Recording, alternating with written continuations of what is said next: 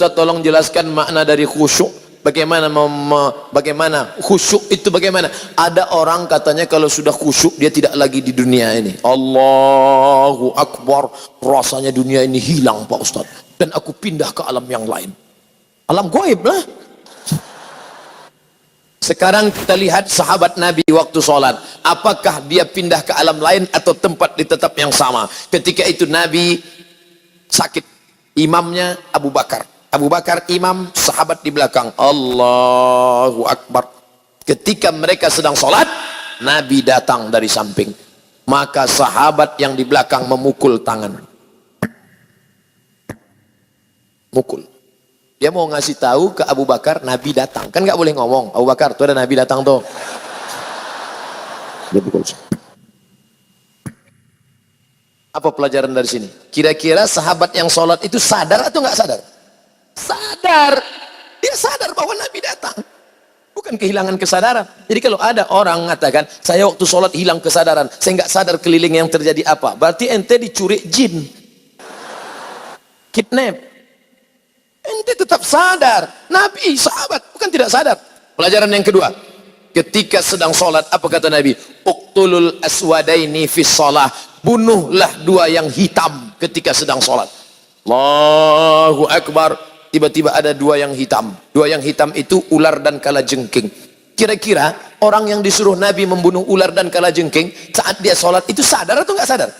Sadar. Ada ular di depan. Kalau nggak sadar pejam, tiba-tiba buka anaconda. Tiga, ketika sedang sholat tidak ada orang boleh lewat di depan. Kalau ada orang yang lewat depan, kan dia ginikan tangan. Lebih baik tegak 40 tahun menunggu selesai sholat daripada dia lewat. Maka kalau ada yang lewat, ginikan tangan. Kira-kira orang yang sholat, ada orang lalu di depannya, dia sadar atau nggak sadar ada orang lalu? Sadar, maka dia ulurkan. Kalau dia ngaji, dia paham, ini berhenti. Tapi kalau ini yang nggak ngerti, begitu kita ulurkan, sehat Ustaz.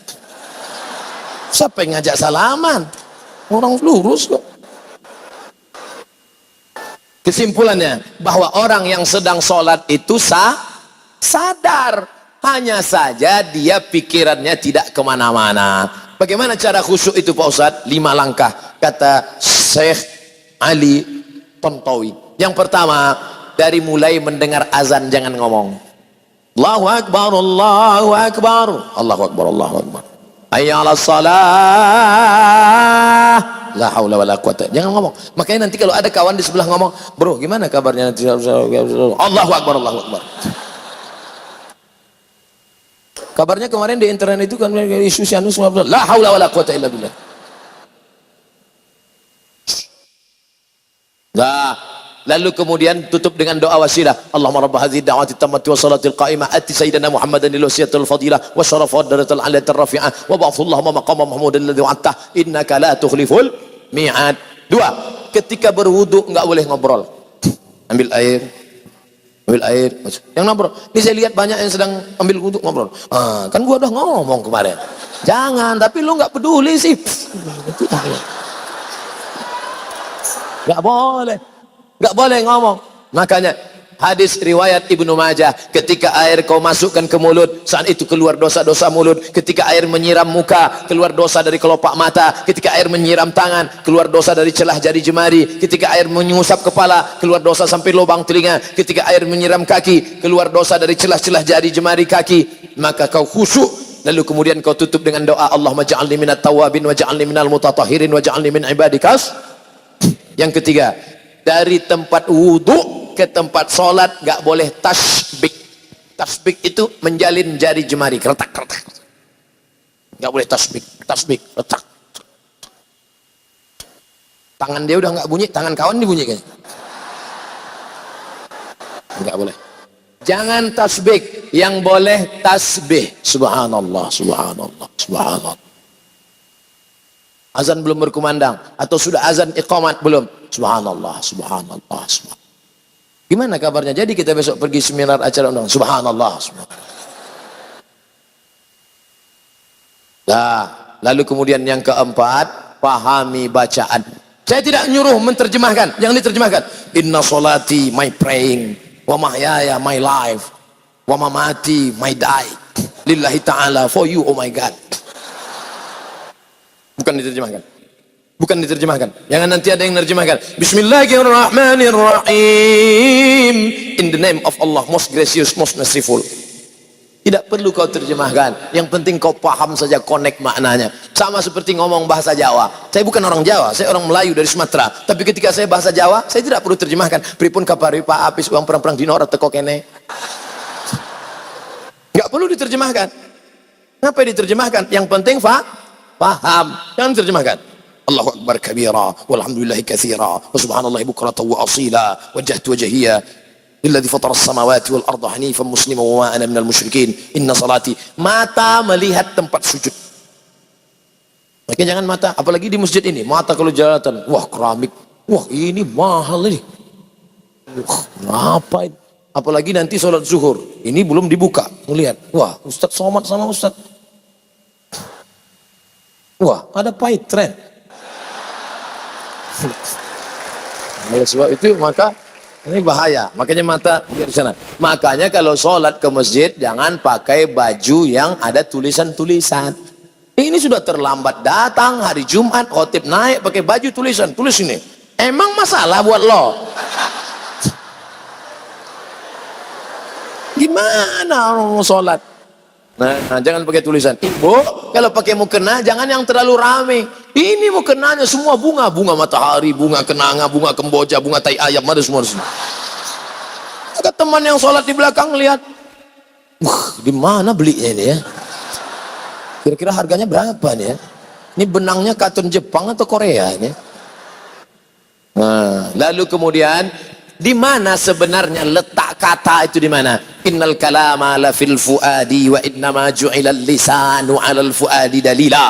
Letak kata-kata itu di dalam hati, tak berbunyi, tak bersuara, tak berhuruf, tak bertinta, tapi kemudian diciptakan lidah untuk mewakili. Konekkan antara lidahmu dengan hatimu. Allah. Makanya dalam mazhab Syafi'i, mulut menyebut Allah, hati mengisi qasad ta'arad ta'yin. Salatnya salat apa? Salat zuhur. Berapa rakaat? 4 rakaat. Jadi imam apa jadi makmum? Jadi makmum. Ada apa qada? Ada. Allahu akbar. Mulutnya menyebut Allahu akbar, tapi hatinya menyatakan ini salat zuhur 4 rakaat, jadi makmum adaan lillahi ta'ala. Allahu akbar. Mulut menyebut bismillah, hati juga konek. Bismillahirrahmanirrahim. Alhamdulillahirabbil alamin. Ar-Rahmanir-Rahim. Makanya Nabi kalau sholat itu mulutnya bergerak. Ya Khabbab, Khabbab. Nabi kalau sholat mulutnya bergerak atau diam saja? Kata Khabbab, Nabi waktu sholat mulutnya bergerak. Dari mana kamu tahu Nabi mulutnya bergerak? Bittirabi lihyatih. Saya lihat jenggotnya bergerak, bergoyang. Ini sekarang ada orang yang sholat mulutnya diam ya.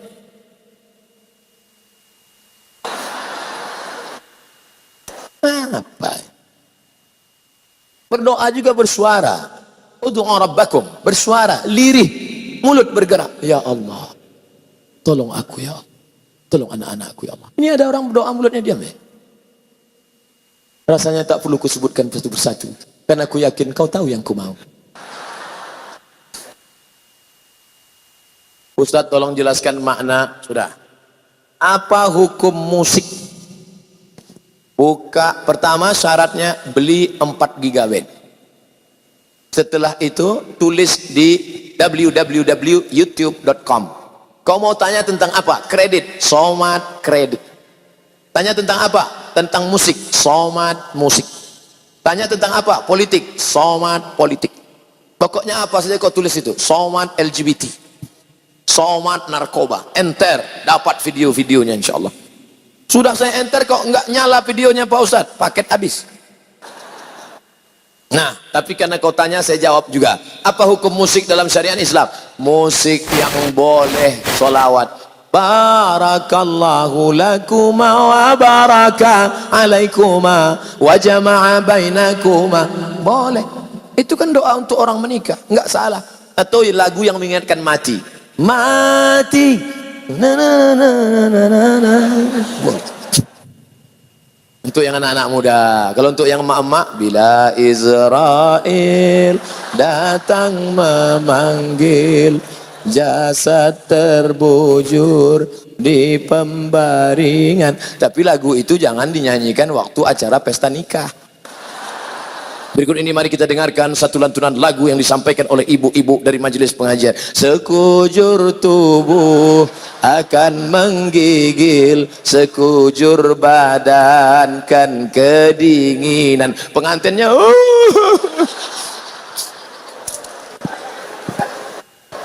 Nah, lagunya mengingatkan pada Nabi. Apa salahnya? Ya asyiqal Mustafa abshir binailil muna. Ya asyiqal Mustafa, wahai engkau yang merindukan Mustafa Nabi Muhammad SAW, abshir binailil muna, engkau mendapatkan kabar gembira karena segala yang kau inginkan akan dikabulkan Allah Subhanahu wa taala. Apa salahnya? Maulaya salli wa sallim daiman abada ala habibika khairil khalqi kullihim.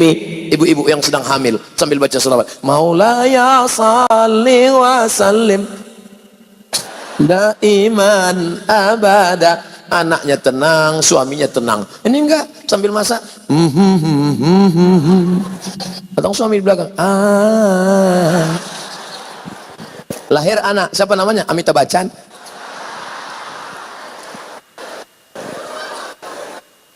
Kalau puasa sunnah kan boleh dua niat. Kalau sholat sunnah apakah boleh juga Ustadz dua niat? Niatnya satu saja.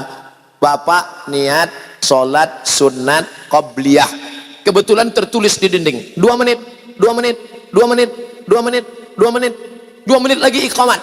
Kalau tahiyatul masjid nggak dapat qabliyah, tapi kalau qabliyah otomatis dapat tahiyatul masjid. 2 menit 2 menit 2 menit sholat qabliyah, selesai qabliyah, loh kok nggak iqamat? Tanya pengurus, Pak pengurus kok nggak iqamat? Jamnya rusak Pak. Makanya tanya dulu. Bagaimana jika kita menemukan uang? Oh, ini enak ini. Uang itu kita masukkan ke dalam kotak amal langsung tanpa kita umumkan. Namanya luqatah. Luqatah harus diumumkan selama 1 tahun. Kalau selama 1 tahun tidak ada pemiliknya, itu milikmu. Makanya selama setahun itu kau berdoa supaya tidak datang pemiliknya. Pas hari yang ke-359, ya Allah, jangan sampai datang dia. Pagi 360 dia pun datang. Kiamat sudah terjadi, saudaraku. Saya ingin nikah muda Pak Ustadz. Mantap. Agar terhindar dari zina. Saya setuju. Tapi orang tua saya tak setuju. Karena saya belum sukses. Orang tuamu itu punya hati. Sentuhlah dia tepat di hatinya, dia akan jadi milikmu untuk selamanya. Jangan engkau sendiri, hai anak-anak muda, kau mau nikah, jangan kau sendiri ngadap orang tua. Assalamualaikum papa, mama, duduk. Ya ayyuhalladzina amanu. Hai orang-orang yang beriman, nikahkanlah anak kamu yang masih muda. Bukan begitu caranya. Jangan kamu yang menceramahi orang tuamu, cari orang lain yang kira-kira orang tuamu itu tunduk patuh pada ucapannya. Kira-kira papa sama mamamu dengar omongan siapa? Siapa yang paling dia dengar di Indonesia ini? Oh, dia selalu dengar ceramah Ustadz Yusuf Mansur. Minta sama Ustadz Yusuf. Nanti yang ngomong Ustadz ngomong ke dia. Masa anak lu mau bangun pakai mercon? Tuh, orang bangunnya malam tahajud subuh, mau sahur dibangunkan suaminya, dibangunkan istrinya. Ini anakmu bangun pakai mercon. Nikahin tuh anak lo. Maka insya Allah dibuka. Tapi jangan lupa doa silahul mu'min, berdoa. Doa, sholat hajat. Usolli sunnatal hajat. Hajatnya nggak usah disebutkan. Nanti dengar kawan sebelah. Usolli sunnatal hajat. Aku mau nikah muda ya. Jangan. Dalam hati aja. Usolli sunnatal hajat raka'ataini lillahi ta'ala aqrabu ma yakunul 'abdu min rabbih wa huwa sajid. Doa yang paling kabul ketika sujud. Di sujud terakhir itu kau doa sepanjang-panjangnya. Tapi jangan bahasa Indonesia. Kalau kau pakai bahasa Indonesia doanya batal, sholatnya batal. Jangan diucapkan di mulut. Subhanallah bihamdi, subhanallah bihamdi, subhanallah bihamdi. Ya Allah nikah muda. Jangan. Dalam hati boleh, dalam hati boleh. Minta. Doa itu enggak usah terdetail. Ini terdetail. Ya Allah, aku mau menikah, namanya si Anu, lahir tahun 1999. Saya pendidikan S1 di sini, S2, S3 di sini. Ini anak Pak Anu, rumahnya di jalan ini nomor 39 sepadan ini. Enggak perlu. Perlu sebutkan. Minta kepada Allah Subhanahu wa taala. Ya Allah, lembutkan hati orang tuaku, lembutkan pula hati calon mertuaku, lembutkan pula calon anak gadis ini. Kalau kau tiupkan angin kesabaran, keindahan dalam hatinya sehingga dia bisa menerima aku. Tapi kalau tidak terimanya, tiupkan angin puting beliung, ratakan dia dengan tanah. Jangan. Tidak boleh mendoakan yang tidak baik. Mendoakan yang baik-baik saja. Ustadz, bagaimana cara menggantikan imam yang batal saat sujud? Pak Imam, kalau mau batal janganlah pas sujud. Pas bangun lah. Makanya ada standar sujud. Kata Imam Al-Hasan Al-Basri, sependek-pendek tasbih 3. Subhan rabbiyal a'la bihamdi, subhan rabbiyal a'la bihamdi, subhan rabbiyal a'la bihamdi. Yang agak sedang 5. Subhan rabbiyal a'la bihamdi, subhan rabbiyal a'la bihamdi. Yang paling panjang 7.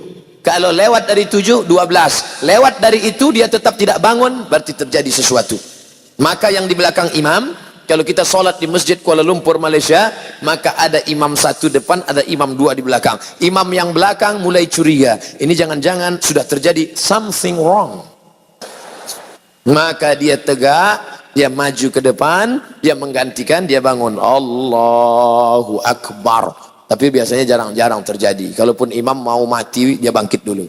Allahu Akbar. Baru dia mati. Mana tahu terjadi. Itulah makanya jangan sembarangan kalau masuk masjid, ente nyelonong di belakang imam. Orang yang di belakang imam itu harus siap maju jadi imam. Namanya apa? Imam cadangan. Harus maju. Ini saya lihat anak-anak muda banyak di masjid. Dia sudah sholat, sudah mantap. Tapi dia terlalu kepedean di belakang imam. Pakai baju kaos, pakai celana jeans, begitu maju ke depan pantatnya kelihatan, nekat maju ke depan. Itu sholatmu batal anakku. Panjangkan bajumu. Di sini alhamdulillah selama di komplek ini saya tidak melihat ada pun satu pun anak-anak yang pakai celana jeans. Tak ada. Tengok rapi mereka, pakai baju koko, pakai rapi. Insya Allah kalau anak-anak kita sejuk mata kita melihat dia kita sejuk, melihat wali-wali muridnya pun sejuk juga, senang hati kita. Apa hukumnya melihat dan berkomunikasi dengan perempuan yang bukan mahram? Tidak ada hubungan pertemanan. Teman Pak Ustadz, tapi mesra. Tidak ada. Kami pacaran syariah Pak Ustadz. Kalau ketemu, Assalamualaikum ya akhi. Bulan pertama, ya akhi ya ukhti. Bulan kedua, ya abi ya ummi. Bulan kelima, almarhum almarhumah. Tidak ada yang namanya pertemanan. Makanya kalau dia di pondok pesantren ini insya Allah selamat. Di pesantren mereka tidak mengenal pacaran. Saya 4 tahun di Kairo, Mesir, nggak pernah yang namanya pacaran. Nggak ada. Kenapa Ustaz nggak pacaran? Persaingan ketat.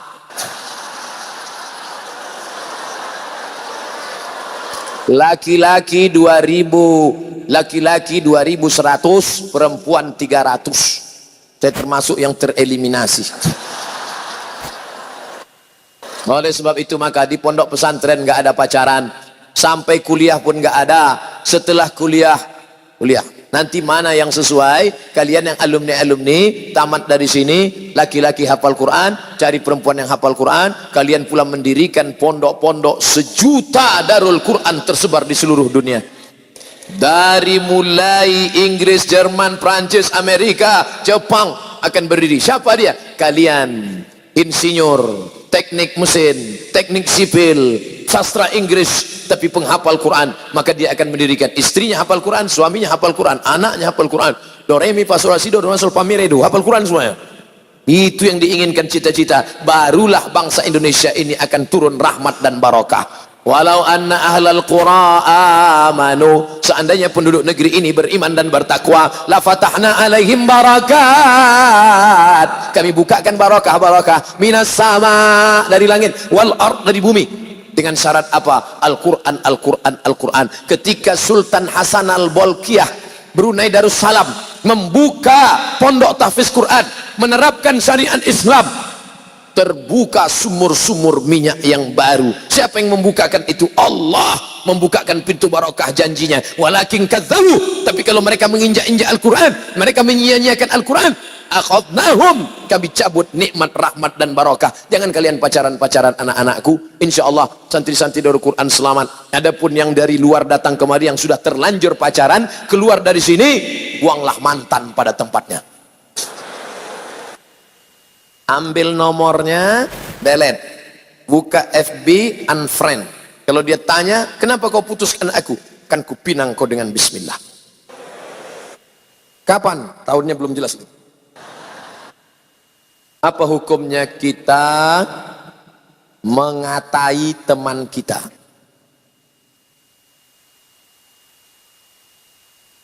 Hah? Menghina teman kita? Qaulun ma'rufun, kata-kata yang baik, wa maghfiratun, pemberian maaf, khairun, lebih baik, min sadaqatin yatsba'uha adza, daripada buat baik tapi menyakiti hati, nyelekit. Bro, ini ada makanan, makan ya. Kalau nggak mau, makan aja. Lebih baik kau lembut, kata-kata yang baik, ramah. Berapa banyak orang masuk neraka karena lisan lidah yang kasar. Galah patah boleh disambung, kaca retak boleh direkat, hati yang sakit kemana obat akan dicari. Oleh sebab itu jangan sakiti hati saudaramu. Selama saya menyampaikan tausiah ini, adakah bapak ibu yang tersakiti? Tentu ada. Maka saya sebagai hamba Allah yang dhaif, yang fakir, yang hina, yang rendah, saya menjadi 10 saya angkat. Mohon maaf kepada bapak ibu, adik-adikku semua, alim ulama. Maukah bapak ibu maafkan segala silap dan salah saya? Udah selesai. Daripada kita cari dia di akhirat nanti, mendingan kita minta maaf ini di sini. Mohon doa Ustadz seluruh santri Darul Quran wabil khusus untuk siswa-siswa akhir yang akan menghadapi UN. Oh, ternyata mereka takutnya bukan sama UAS, sama UN. Semoga Allah berikan kemudahan dalam menjalani ujian, dan semoga diwujudkan cita-cita serta impiannya, dijadikan pemimpin-pemimpin dunia yang menegakkan agama Allah dan membuat kebangkitan Islam di seluruh dunia, insyaallah. Amin. Dunia pernah bangkit dari Turki, dipimpin oleh siapa dia? Muhammad Al-Fatih. Dunia pernah bangkit dari Makkah, dipimpin oleh siapa? Muhammad sallallahu alaihi wasallam. Khulafaur Rasyidin Abu Bakar, Umar, Uthman wa Ali wa an kulli sahabati radhiyallahu anhum ajma'in. Islam pernah bangkit di Maroko. Tapi jangan lupa, ada satu yang belum dapat jatah. Islam akan bangkit dari negeri Republik Indonesia. Siapa itu? Para penghafal Quran dari Darul Quran. Inilah hendaknya anak-anak muda kita itu. Nanti yang akan memerdekakan Palestina, yang akan menyelamatkan dari Israel, bukan dari Turki, bukan dari Jazirah Arab, bukan dari mana-mana. Kita berharap adalah anak-anak kita lahir dari negeri baldatun thayyibatun wa rabbun ghafur. Amin. Ala hadhihi niyah wa kulli niyatin salihah. Al-Fatihah.